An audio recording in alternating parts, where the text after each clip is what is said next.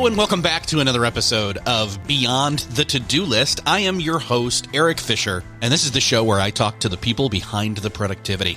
I am thrilled this week to re-release an episode I did with Allison Fallon.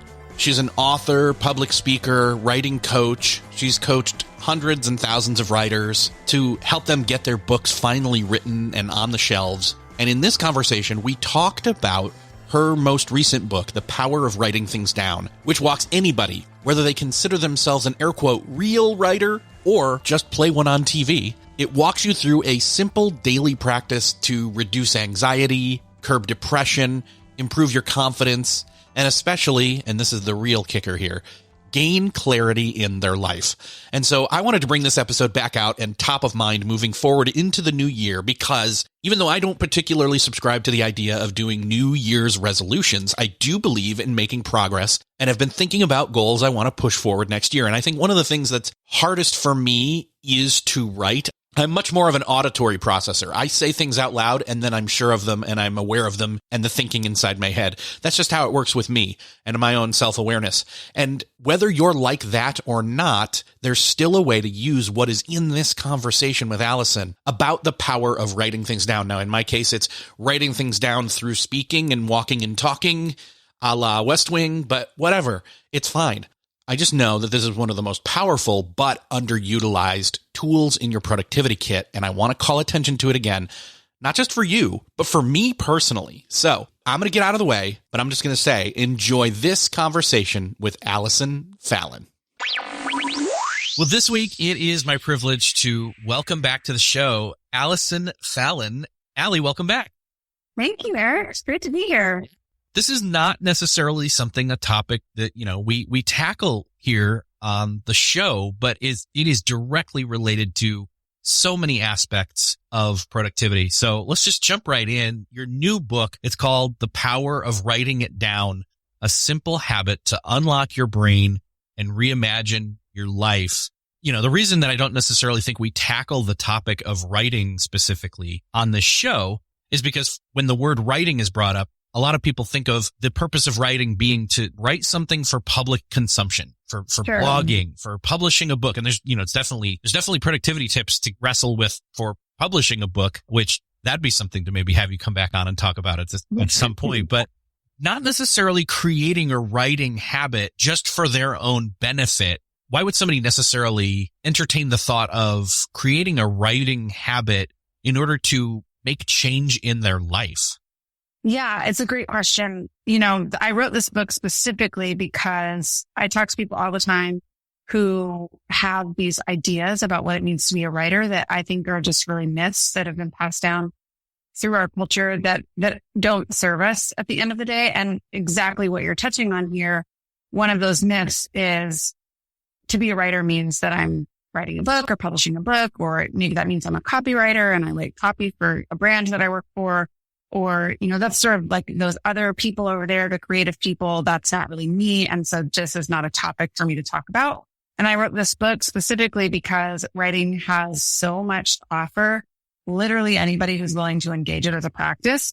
The data is really clear here. My personal experience is really clear here. The experience of my clients is clear. And so I couldn't deny how much benefit writing has to bring into our life. And I wanted this book to speak to people outside of the tiny group of people who would consider themselves a writer. So, to be really specific, some of the benefits that writing can bring into our lives, no matter who you are improved mood. People who write regularly report, having an improved mood over those who don't. People who write regularly are less likely to visit the doctor for upper respiratory infections and flu. People who write regularly are more likely to be higher earners. They're more likely to have deeper empathy. There's so many different things that writing can do for us that don't involve an Instagram post or a published book or a career as a writer, that I wanted there to be a way for people to engage the process who, don't make their money from writing words. You're speaking of your own experience and how much writing has helped you. And I can definitely attest to that myself. I don't want to box it in and just say, this is journaling, because it's way beyond that. It's also not just writing for yourself in a just getting the words on the page, or what's his name? The Resistance. Stephen Pressfield. Stephen Pressfield, where it's, you sit down in the same place. Although we get into a little bit of that, I think, we can at least.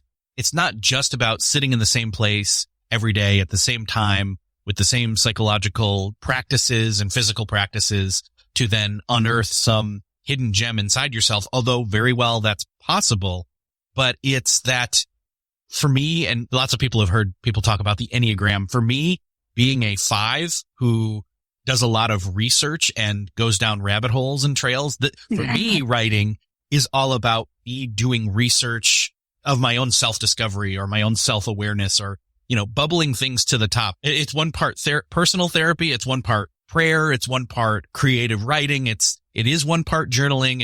It's a lot of other parts too that I'm not going to necessarily go into. So sure. My personal experience and why, when I saw what the book was, it resonated. I said, well, this is productive because it is productive for me to have that process ongoing, brick by brick, day by day, as a habit.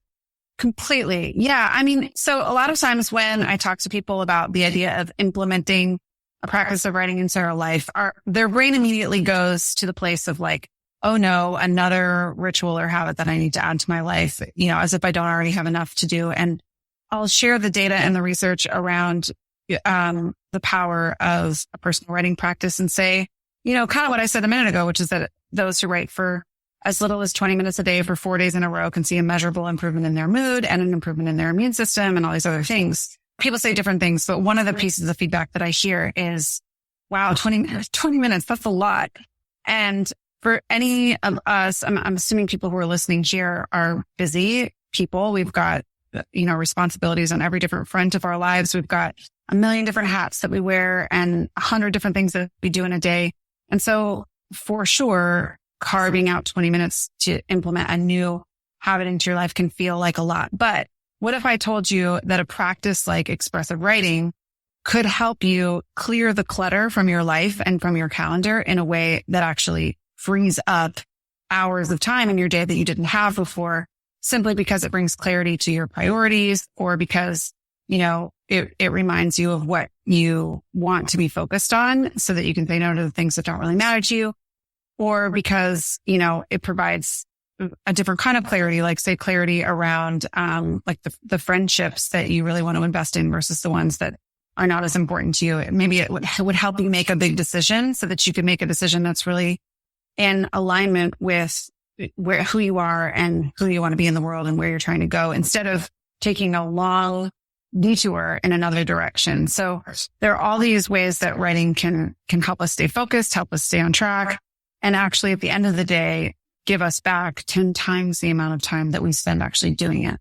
That's totally true. I can express that has been my experience. I mean, 20 minutes is minimum, the time I waste wrestling with distractions, doing projects, if I haven't done my writing for the day in the morning, because that surfaces things to, in my brain and, or my spirit, or, just emotions, thoughts, feelings, everything comes forward then. And I deal with it then in an allotted time and place and structure. And if I can't fully put it in its right place at that time, I can always come back to it. But I've put it there. I've brought it up. I've put it there. I've left it there. And so then, that 20 minutes, it's kind of like doing the homework, it's by doing the structure and the thinking ahead of time, it frees up that time later. So again, I can have 20 minutes first thing in the morning, which people say they don't have, or, it's one TV show. It's one sitcom or something. Yeah. Yeah, exactly. Later in the day. So just skip that or something. I don't know. Stop making excuses. Well, and the other thing too, when I coach someone to implement a ritual like writing into their life, what I tell them is, the data shows 20 minutes a day is what it takes for 4 days in a row. And actually the benefits that you see from that practice for a 4-day writing practice will last you up to 6 months. So technically, if you wanted to hack the system, you could write for 4 days in a row and not write again for another 6 months. I don't recommend this. And here's why, because we're creatures of habit. And so if you fall out of the habit of writing for 6 months, you're very unlikely to come back to it. what I recommend is instead of focusing on the 20 minutes, actually start with an amount of time that feels really achievable for you. So that amount of time might be 2 minutes or 5 minutes, or it could be 30 seconds, scribbling something down on a cocktail napkin or a scrap piece of paper. But find a way to implement this ritual into your life in a way that feels really doable for you so that you'll actually do it. And what ends up happening, this is just without fail, is people experience such an incredible benefit from actually doing it that they don't need to, like white knuckle the habit anymore or discipline themselves into doing it. They just experience the benefit of doing it. And then the same way that you would do if you like woke up on a morning when you had something really exciting to do, you wouldn't have to drag yourself out of bed and drink 4 cups of coffee. You'd be like so excited to get out of bed and, you know, like go on that trip that you've been dreaming of or go meet that friend that you haven't seen in a long time. So we can cultivate and create that same kind of relationship with our writing practice where we don't have to force ourselves to do it anymore. I mean, I've been doing this for so long and I experienced such a benefit from it that when I fall out of the habit or the practice, I actually crave it and miss it and can't wait to carve out the time to do it again. So that's kind of the approach that I take. I had fallen out and until I'd received the book and started going through it and realized that I had inadvertently been missing it or just serendipitously had just not found the time yet. It was serendipitous that the book came out because it was coming out of nowhere. I wasn't thinking about it. I wasn't planning for it, but I was trying to reconfigure my morning routine again, based on seasonality and just different changes in life. And I've been doing great with that, but I was like, there's still something off. What is it? And then this came through and I thought, oh, that's definitely it. And so, fitting it in and having it in the morning. And, you know, again, it doesn't have to be the morning. It just has to be a time that works. I know one of the things that you talk about in the book is not just making time, but making space. And we can pivot to space in a second, but making time, again, when people think they don't have time, you've already said, you know, 20 minutes is great. If you can only afford or allot 5 to get started, that's great. Even just the 4 days, I thought, well, there's another hack right there that you may not necessarily be saying, you know, do 4 days and then you reap the benefits for 60. I'm thinking, you know what? There are 4 days, Monday through Thursday, that are a certain kind of, let's just say a certain kind of way for me personally in a given week. And then the other 3 days, just kind of, I have to fit it in at a different time of day. And I just kept feeling guilty of I might forget or I did forget. And I'm like, well, wait a second. If the benefits are there enough that I did it just Monday, Tuesday, Wednesday, Thursday, maybe that's another option for somebody. Again, this isn't like a silver bullet where you have to do it one specific way or it doesn't work at all. But I guess I'm saying that's another option for people. Yeah, totally. I want to make a comment on the time piece, especially because, you know, when I first started teaching this content, I've been doing this for many years, but when I first started doing it, I was single, living on my own, didn't have a romantic partner in my life, didn't have any children. All I did was my work and my writing and my creativity. And I never really understood when people were like, I don't have time. I would have this mentality that I'm like, who can't find 20 minutes in their day? This feels like a time management issue to me. And now I'm married, have a 6-month-old daughter. I, you know, run a company. I've got 5 employees. I am on Slack and email. And literally this morning during my writing time, I sat down and wrote, I have 7 appointments today, 200 plus emails. What was the third thing that I wrote down? Whatever. Oh, 80 things on my to-do list in, you know, Monday.com. And I'm like 64 messages on Slack or whatever it is. I'm like, how did this happen? It's just like a different kind of life that I'm living now than I was 5 or 6 or 8 years ago. And so because of that, it has changed the way that I see time. But I think, you know, depending on who you are and what kind of life you live and wherever you are that you're listening to this, for you, 20 minutes might not feel like a big deal. And it might feel super easy to carve that out in the beginning of your day. For me, I'm glad that I'm having this experience now because I can much more easily relate and resonate with people who are like, listen, finding 20 minutes in a day would be like a miracle. Like I can't keep up with just like the basics of my life, let alone, you know, finding time for creativity. And even still, I guess what I'm wanting to emphasize is that even still with how many things are on my plate now, finding even 2 minutes or 5 minutes at the beginning of the day to focus my attention, to think about what matters the most, to bring the priorities to the top of the list, to remind myself of like, what the one thing is.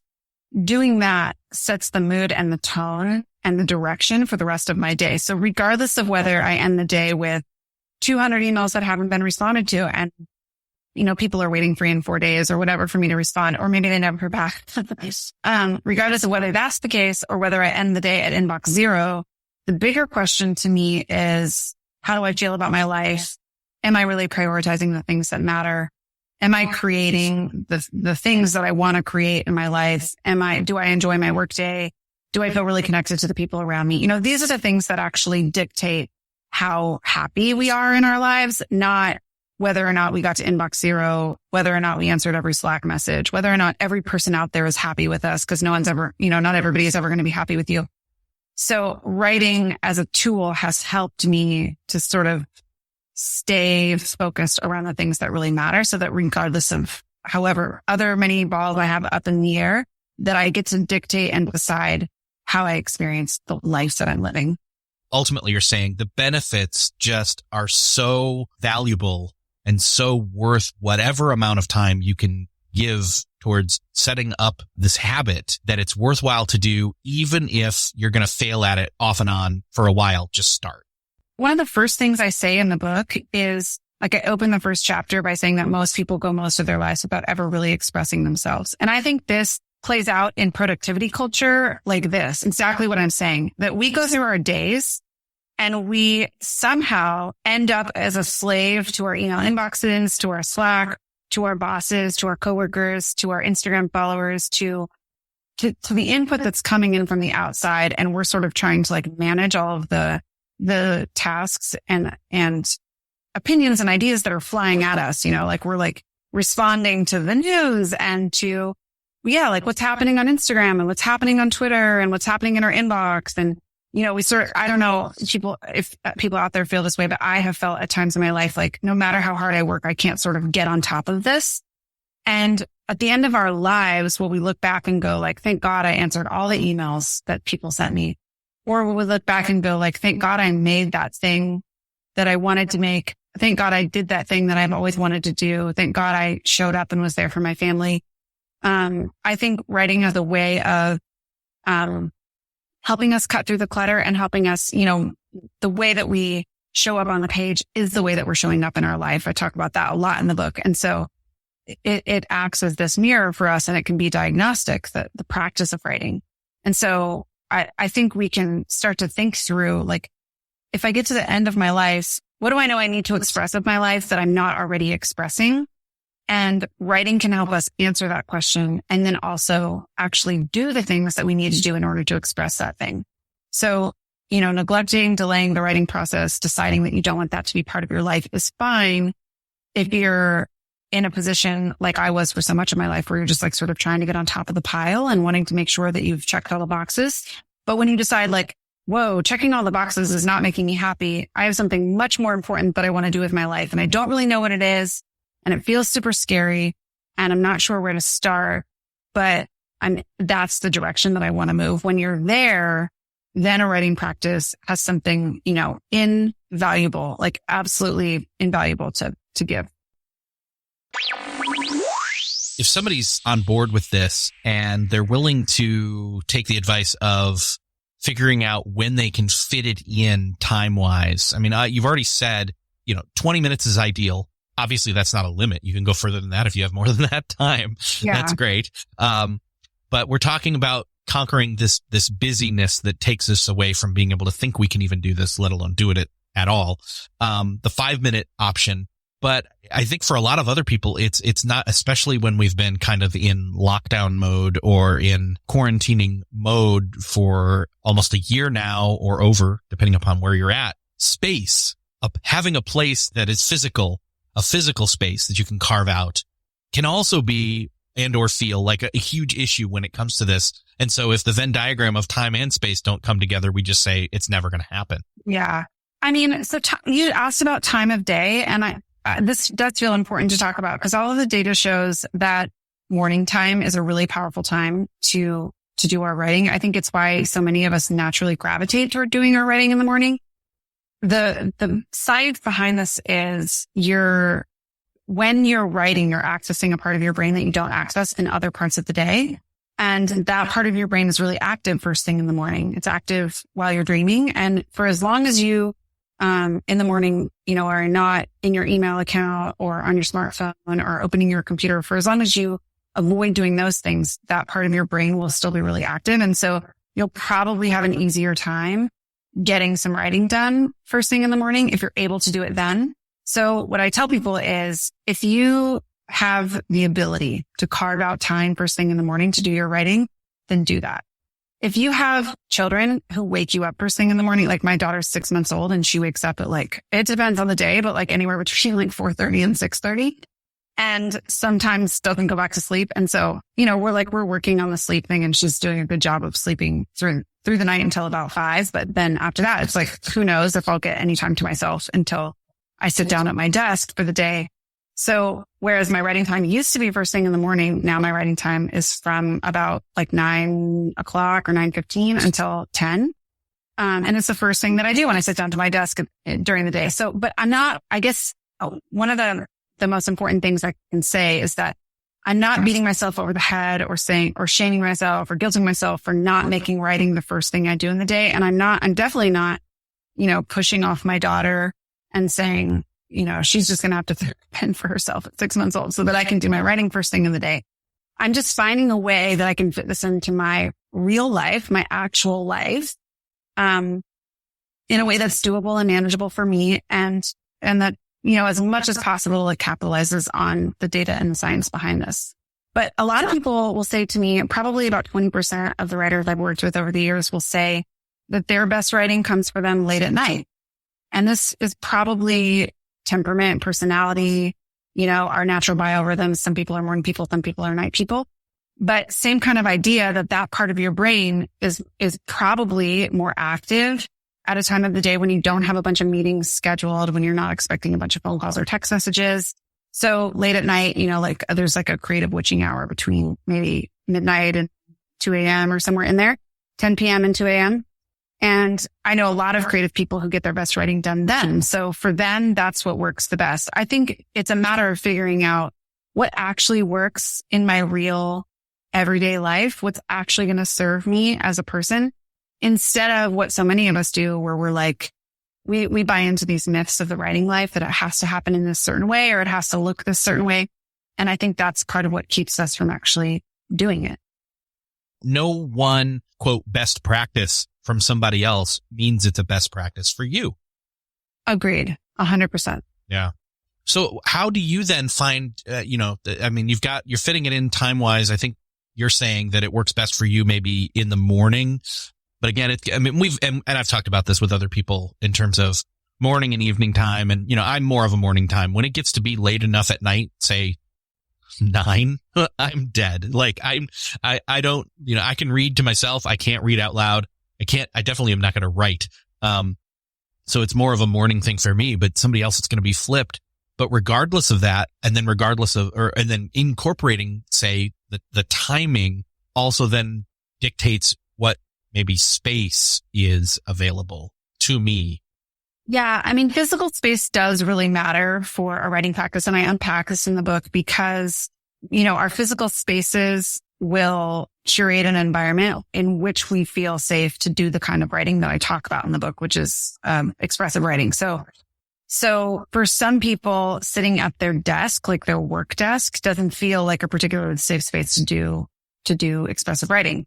And in that case, you can pick a chair that's in your house, or I make the joke in the book that, I've worked with clients who are like, the only space in the house that's all mine is my closet. And I'm like, great, right in your closet. But on the floor, wherever it feels like a space for you that you can kind of shut out the rest of the world and just have a moment to yourself, that is a perfect space to do your writing.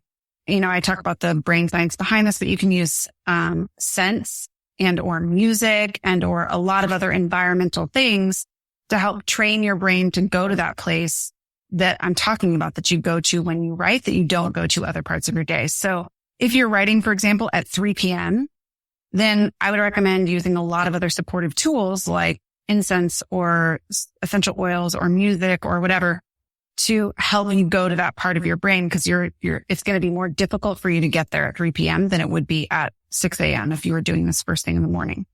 So you can kind of use your environment to help you curate a space that facilitates inspiration. And then over time, ideally, what would happen is that physical environment would become integrated into your body and it will become part of you. And you can take that physical environment with you wherever you go. So, I used to get my best writing done on airplanes, in part because you're, not anymore, but you're disconnected from the world for a period of time. So like back in the day when you didn't have internet access on an airplane, I would get 5,000 words written on a flight from one place to another because it was the only time of day when I didn't have text messages and emails and stuff coming in. Now, I because I've had that experience, I can sort of integrate that into my body, and I can mentally take myself to that place and bring the experience of inspiration with me wherever I go. Oh, that's great. Yeah. So it's kind of a portable space that's inside of yourself that, you maybe are using, I'll use the word crutch, but that's not probably the most appropriate word. Maybe a catalyst or a scaffolding is what I usually call it. Yeah. It's a scaffolding. It's like, it helps support the practice until you're strong enough to take it with you, to other places. Yeah, that's great. I hadn't thought about that. I do have a specific spot that works best for me because I won't be interrupted, but I hadn't thought about maybe testing it out and seeing if I could do it somewhere else. Though I have my optimal time already set out. So that's good. I know that you also mention not just making time and making space and carving those out, but also making space in your mind. What does that mean? Well, I sort of touched on this a few minutes ago, but we just live in a world where we're constantly bombarded with information that may or may not be pertinent to like the life that we're actually living, like the place that we're grounded in the present moment. It may or may not be helpful to us, I guess. And it's just an unprecedented amount of information. Not only that, on top of that, let's just take away the news cycle and Instagram, social media, our phones ringing and dinging, like every app notifying us of every new of every new thing that's happening on the app. So take away even all of that, and just inside of your own mind, you have, I call it in the book, the peanut gallery of opinions that are just like the people you've known over the course of your life that have become voices inside of your head that are tapes that are playing on repeat that just kind of pop up and give you their 2 cents on every single thing that you do. So, you sit down to your desk at the beginning of the workday and you have one voice that's telling you like, I can't believe you're behind on email again. Like, get on top of this, like figure this out. You might have another voice that's telling you like, I called your mom in 2 weeks. Like, she probably thinks you hate her. You definitely need to call your mom. And so we just have this like committee of voices in our head that's constantly pulling us in 1,000 different directions. And I think the beauty of the writing practice is what it does is forces us to choose a voice, to choose a thread, and to follow that thread all the way to the end. It's incredibly clarifying because what the goal of the writing practice is to help us choose the voice that is our voice. That's the one voice that can tell us what the truth is about us, about what our priorities ought to be, about what we're here to contribute in the world. And that, the process of sort of clearing away the clutter and focusing on the one thing that matters is what makes the writing process incredibly difficult. And it is also what makes it so rewarding and so important. And so, I talk readers through when you sit down to the page and you stare at the blinking cursor, there can be this moment of panic where you think like, I don't know. I'm not sure I know what to say or what to write. And actually, if you can, find time in your day and then create a space in your environment and then sit down to the page and just show up to the blank page. Even if you don't record a single word on the page, you've already done so much of the work of a writing practice, and already you're gaining so much of the benefit of the writing practice without ever recording a single word. Just by doing those 3 things, you'll already start to experience so many of the benefits. It's almost like meditation without a productivity side to it where you're, quote, producing words or word count. Yeah, it is. Writing is incredibly meditative, and writing will show, just like meditation, writing will show you to yourself. So if anyone has a meditation practice, you know how, I call it glitching out, when you sit down to meditate and you're just like, oh, I can't do this today. Like I have too many things on my mind. I'm too stressed out. I can't meditate today. I don't know if anyone else has that experience, but I call that glitching out. It's like the meditation practice itself shows you to yourself like a mirror, so that you can see that actually on the day when it's most challenging to meditate is the day when you most need it. And writing will do the same thing. When you sit down to the writing practice and you think like, I can't do this today. Like I just can't deal. I have too many things to do. It gives you a piece of information about yourself that kind of shows you yourself in the mirror, and you go like, wow, I've got a lot of anxiety happening here. What's that about? And you can get really curious and explorative. And the practice of writing becomes diagnostic. And I use this analogy a lot, because where you're stuck in your writing will be where you're stuck in your life. And writing can kind of show you where those stuck places are, so that you can get unstuck in your writing, so that you can get unstuck in your life. I say all the time, there's no such thing as writer's block. It's not a thing. Writer's block is life block. And where you're stuck on the page, it's because there's something, almost always because there's something you want to say or do in your life that you feel you cannot say or do. I was just talking with someone about this the other day, about like all of the political unrest that we've been in for, last 4 years, but longer than that. But last 4 years, especially, and then the last few weeks, even especially, with all of the election drama and everything else. And, there have been so many times when I've sat down to try to put into words how incredibly frustrating and demoralizing it is to watch this happening kind of on the world stage, and to be like, how are there so many people out there who don't see what's going on here? And it's been really hard for me to put it into words, or let alone put it into words, also to share those words on a public forum like my Instagram or whatever. And one of the things I say about writing is that our ability to communicate something through the written word reflects our ability to process that thing. And just like I'm talking about with being where we're stuck in our writing and where we're stuck in our lives, what it's demonstrating to me is how trapped I still feel to communicate what I really think about a thing, because I'm afraid of what a certain group of people is going to, how they're going to respond to me. It's not because I don't know what I want to say. It's because there's something I want to say that I feel like I cannot say without losing face or losing social grace. And so that's just an example of how writing can show us where we're blocked and where we're stuck.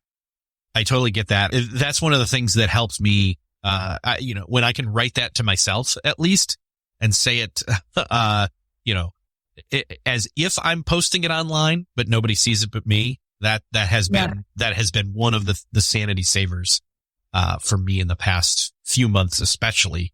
Hey, write the email, but then delete the email, kind of a thing. Yeah. It's cathartic, in other words. But I wonder if you mentioned, there's no such thing as writer's block, just life block. I think that's probably another reason why people don't want to enter into this habit, is because they're not willing or ready, or many other myriad of reasons, to sit down and face those things that they are not happy about when it comes to their life block. 100%. Yes. So there are developmental stages of the writer that mirror the developmental stages of our psychology. So like the first stage would be what therapists call, or psychologists call, pre-contemplative. This is when you have, so like from the life perspective, you have an addict who doesn't know they're an addict. So you've got a problem in your life that you actually don't know what the problem yet. The mirror in the writing life is, I'm not ready to write about this yet. Like I'm just not even aware. It's not even on my radar. Like I'm not even going to think about it or talk about it or put any words to it, period. Then the next stage in the process would be a willingness to sort of show up to the blank page when you're not really sure what to say yet. It's like me sort of trying to put to words how I'm feeling in this season, even though I don't feel like I have the right words yet. And that stage could also include, by the way, the times when you put the words on the page, and even though there are words there, they don't feel like the right word. And that can be incredibly frustrating too. It's part of writer's block. And then the next stage would be when you've written something that you feel like, yes, this is it. This is what I've been trying to get at. This is what I think. This is how I feel. This is what I've been trying to say. And it feels incredibly satisfying to finally define it in a way to just yourself, to nobody else. The next stage would be then an ability to take those words and share them with even one other person. And this is really powerful because disclosure, therapists talk about this, the ability to disclose ourselves to another person in a safe way where we will be received is healing, incredibly healing. And then the final stage would be a stage where you feel ready to share those words on a broader scale with more than one person, in hopes that the words could provide some encouragement to somebody, but also understanding and realizing that as you share your words on that broader scale, you probably are going to have people who push back, who reject you, who criticize you, who say, rude things about you, whatever it is. And by that stage in the process, you have enough of a secure sense of self that the idea of sharing this with a massive group of people, even though you might receive rejection and criticism, is still worth it to you. Like some of the meanest things that anyone have ever said to me have been the reviews for my second book, which is called Instructable. The most personal story I've ever told. It was an incredibly healing book for me to write. And I have a lot of 5-star reviews on that book. And then I have a handful of 1-star reviews that are just mean. They're just like mean people saying mean things about me. And I typically don't even read my reviews, but I stumbled across them one day. And the reason I'm bringing this up is to say, when you get to that final stage where you're ready, it doesn't mean that the criticism and feedback doesn't sting, but you're ready in such a way you have a secure enough sense of self that people can say whatever they're going to say about you. And you just are sort of like, that's about them, not about me. So, anyway, I guess what I'm getting at is that there are these stages, and it's really important to start with the stage of writing in private with no intention to share this with anyone, because it's the only way that we can really show up in truth to ourselves. And over time, as you develop, around this topic or subjects that you're writing about, you'll feel more secure around it and willing to share with one person or maybe more. Yeah, that is definitely freeing, and it's definitely self-enabling in a very positive way. But I wonder, even if we're, maybe we've carved the time out, we've made the space, we've come to terms with, we want to start this habit, and they sit there, and even if they just get benefit from sitting there without writing, do you have any kind of, here's how to get started, questions or prompts that can get the momentum moving, I guess? Yeah. One of my favorite prompts to start with is just list 10 things that are true for you today. This is an amazingly grounding prompt, because it could be things as simple as, it's January 21st, 2021. It's 12:55 p.m. Central Standard Time. So that could be the first thing that you list. The second thing that you list could be, it's a dark and dreary day outside. It could be, I'm completely exhausted. That could be a truth that you list for yourself today. It could be something even more high stakes, like even deeper, where you say, I can't be in this relationship anymore, or I need to end a friendship with so-and-so, or I can't do this job anymore. I hate my job. Maybe that's what you write. So it can be, like I said, really simple, lighthearted, grounding things. I've got 2 feet on the floor. My name is Allison Fallon. I was born May 30th, 1983. It can be just that simple, and that in itself is grounding. Or as you get through the list, you may find yourself saying things that you didn't know you thought, or speaking truth that you didn't know you felt, because of the way that writing helps you access that other part of your brain. So that's just a super simple prompt that you can start with. I do teach in the book a prompt called the infinity prompt. That is actually a prompt you can use over and over again every day for the rest of your life. That the reason I call it the infinity prompt is because you just will never run out of material to write about. So that one I teach in the book, but the practice of listing 10 things that are true is a really great place to start. That is a great place to start. I had not actually thought about that before, hearing that from you. And it's definitely, it may sound silly. It may feel silly even to just say, here, my name, I know my name. I know where I am. I know, what day it is. It feels like those are questions when you come out of a coma. They ask you, but totally, maybe that's what's happening is you're coming out of an expressive coma, I mean, truly, that's a great analogy and a beautiful way to say that. So I want to push people, though, to get the book. And I want people to start to tap into the power of this. Obviously, the book has just come out. Where can we direct people to find out more or even get more of a taste of this? 2 places. So, well, first of all, you could actually 3 places. You can go to thepowerofwritingitdown.com and you can actually download the first chapter for free. So you could read the first chapter before you purchase the book if you want to just get a taste of what my writing style is like. Also, I'm pretty active on Instagram. I share a lot of writing prompts there. I talk a lot about my own experience with writing and kind of showing you like how a writing practice fits into my everyday life. So that's another really great place. And then also at findyourvoice.com, we have a free option. You can join our Find Your Voice Writers Club where you can get free writing prompts in your inbox every single Monday morning. Or you can also use like one of our journaling products. We have one called Grow Write that gets you into a regular practice of writing for 90 days. So lots of different ways that you can engage. Oh, great. I will link up to all of that in the show notes. And I think this is going to really help a lot of people, especially with where a lot of us find ourselves right now in January of 2021. And let's just leave it at that. So, Allie, it's been great talking with you yet again. And I definitely want to make sure it's not as few and far between as it was this time as the next time is. Thank you so much for being here. My pleasure. Yeah. Thank you so much for having me. It's great to catch up and we'll have to do this more often. Well, that's another podcast crossed off your listening to-do list. I hope that you enjoyed revisiting this conversation with Allison Fallon like I did. You can find the link to her book, The Power of Writing Things Down, including a link to get the first chapter for free at beyondthetodolist.com, or just look in the show notes in your podcast player app of choice. While you're there, would you do me the favor of sharing this episode with somebody you know needs to hear it? I know you know somebody who needs to dive deeper, not just into journaling and writing and the power of writing things down. Hit that share button in your podcast player app of choice there, or again, over on those show notes. Send it to them. Let them know you were thinking of them. Do them that favor. Do me that favor and share this show with them. Thank you so much for sharing. Thanks for listening, and I'll see you next episode.